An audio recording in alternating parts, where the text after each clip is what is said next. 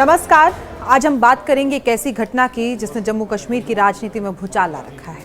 8 सितंबर 2025 को आम आदमी पार्टी के इकलौते विधायक और डोडा निर्वाचन क्षेत्र से चुने गए महराज मलिक को सार्वजनिक सुरक्षा अधिनियम यानी कि पीएसए के तहत गिरफ्तार कर लिया गया। ये गिरफ्तारी न सिर्फ विपक्षी दलों के लिए बल्कि पूरे लोकतांत्रिक ताने बाने के लिए एक बड़ा झटका है। सवाल उठ रहा है कि आखिरकार इस गिरफ्तारी पर बवाल क्यों मचा हुआ है, और सबसे बड़ा सवाल कि बीजेपी जो हमेशा विपक्षी नेताओं की गिरफ्तारी पर चिल्लाती रहती है, इस बार चुप्पी क्यों साधे हुए है। क्यों डोडा के बीजेपी समर्थन या पार्टी स्तर पर कोई सवाल नहीं उठा रहा।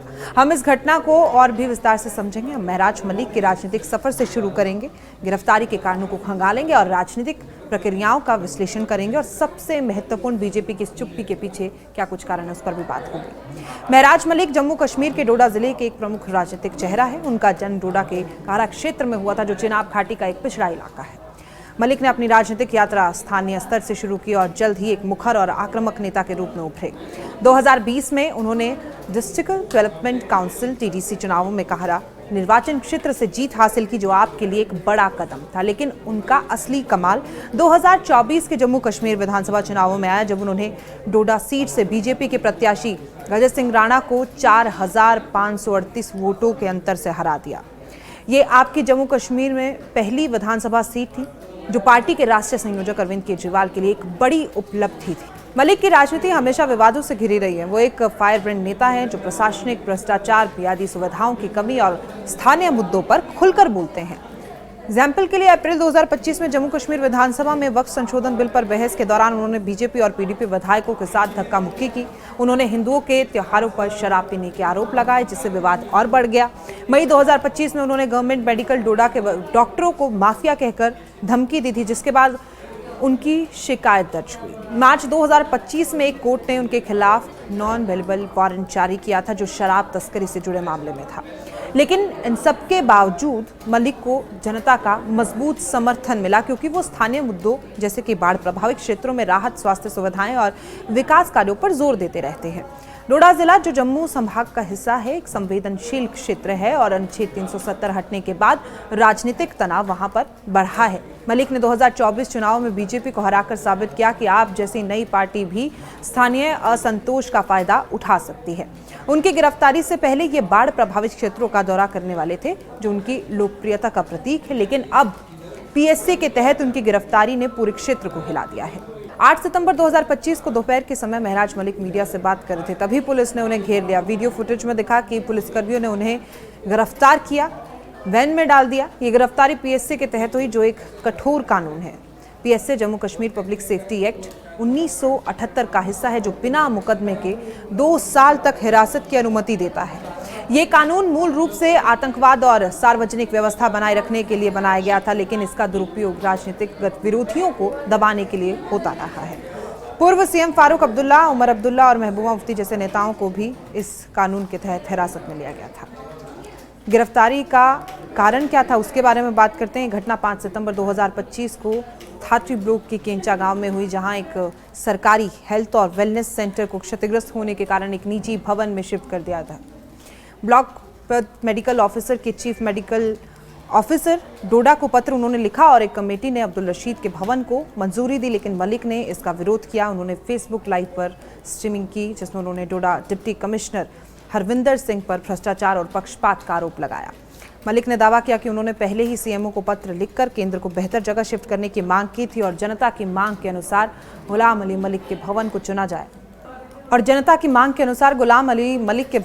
जाना चाहिए। लेकिन प्रशासन ने लोक कथित तौर पर रिश्वत लेकर गलत निर्णय लिया है, ऐसा उनका आरोप है। लाइव स्ट्रीमिंग के दौरान उन्होंने कहा कि उनके समर्थकों ने केंद्र से मेडिकल उपकरण और दवाएं हटा ली, जिससे आपातकालीन सेवाएं प्रभावित हुई।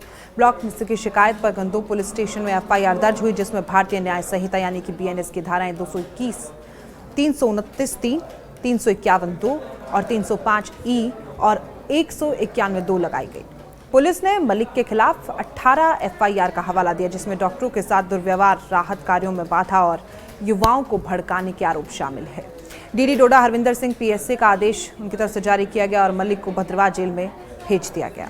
ये पहली बार है जब जम्मू कश्मीर में किसी बैठे हुए विधायक को पीएसए के तहत गिरफ्तार किया गया। इससे पहले मलिक पर शराब तस्करी का केस चल रहा था, जिसमें मार्च 2025 में नो अवेलेबल वारंट जारी हुआ था। गिरफ्तारी के बाद गंदोह में उनके समर्थकों ने विरोध प्रदर्शन किया, लेकिन सरकारी कर्मचारियों ने डीसी के समर्थन में रैली निकाली, क्योंकि मलिक ने डीसी को अपशब्दों से नवाजा था। गिरफ्तारी की खबर फैलते ही जम्मू कश्मीर की राजनीति में हंगामा मच गया। ये बवाल इसलिए क्योंकि पीएसए को ड्रैकुलियन लॉ कहा जाता है, जो लोकतंत्र के लिए खतरा है। राष्ट्रीय सम्मेलन यानी कि एनसी के नेता और सीएम उमर अब्दुल्ला ने इसे लोकतंत्र पर हमला बताया। उन्होंने कहा पीएसए का इस्तेमाल महराज मलिक को दबाने के लिए किया गया है। पहले तो जिस वजह से ये हुआ उसका हमें समझा दीजिए, क्या जरूरत पड़ी थी ये पत्थर लगाने की।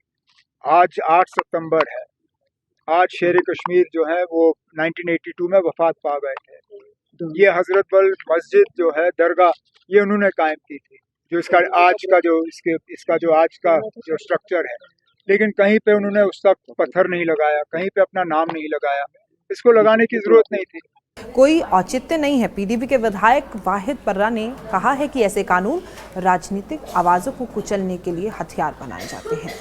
सीपीआईएम के एमवाई तारिमी ने इसे गलत मिसाल कहा। आम आदमी पार्टी ने आरोप लगाया कि जम्मू कश्मीर में उनके विधायक महराज मलिक को अस्पताल की मांग करने पर गिरफ्तार कर लिया गया था। पार्टी का कहना है कि ये तानाशाही है और जनता की आवाज को दबाने की कोशिश है।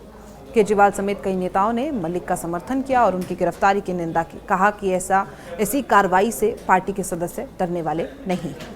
विपक्षी दलों ने राजनीतिक प्रतिशोध बताया है इसे। मलिक ने 2024 चुनाव में बीजेपी को हराया था और अब एनसी सरकार, जिसे आप बाहर से समर्थन दे रही है, के दौरान ये गिरफ्तारी हुई है। लेकिन सवाल यही है कि केंद्र सरकार, बीजेपी शासित ने पीएसए जैसे कानून को बनाए रखा, जो अनुच्छेद 370 हटने के बाद भी लागू है। स्थानीय स्तर पर डोडा में आप समर्थकों ने विरोध मार्च निकाला, जबकि सरकारी कर्मचारी डीसी के पक्ष में उतरे। सिख संगठनों ने मलिक को बार बार अपराधी कहा, लेकिन गिरफ्तारी को सही ठहराया है। ये बवाल इसलिए भी क्योंकि जम्मू कश्मीर में चुनावों के बाद पहली बार पीएसए का इस्तेमाल एक चुने हुए विधायक पर हुआ है। इससे जनता में असुरक्षा की भावना बढ़ी है। अगर विधायक सुरक्षित नहीं है तो आम नागरिक क्या करेंगे? मीडिया में इसे लोकतंत्र का काला दिन भी कहा गया है। अब सवाल है कि बीजेपी डोडा विधायक महराज मलिक की गिरफ्तारी पर सवाल क्यों नहीं उठा रही है? आखिरकार बीजेपी चुप क्यों है? मलिक की गिरफ्तारी पर बीजेपी ने कोई आधिकारिक बयान नहीं दिया है, लेकिन बीजेपी प्रवक्ता परोक्ष सेठ ने इसे स्वागत योग्य बताया। मलिक को बार बार अपराधी का उन्होंने मई 2025 का हवाला दिया, जब मलिक ने एक महिला डॉक्टर के साथ दुर्व्यवहार किया था। बीजेपी ने कहा है कि मलिक ने हिंदुओं के खिलाफ अपशब्द कहे, इसलिए कार्रवाई सही है। महराज मलिक की गिरफ्तारी जम्मू कश्मीर में लोकतंत्र की नाजुक स्थिति को उजागर करती है। विपक्ष की एकजुटता सराहनीय है, लेकिन बीजेपी की चुप्पी सवालों को जन्म देती है।